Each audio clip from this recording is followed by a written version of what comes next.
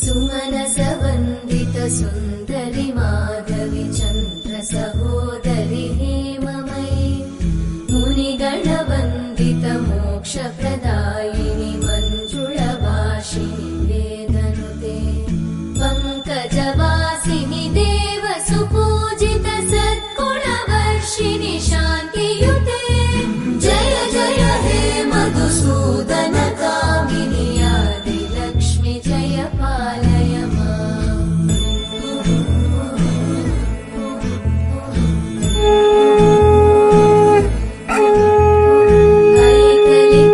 ऐकलिकल्मषनाशिनि कामिनि वैदिकरूपिणि वेदमये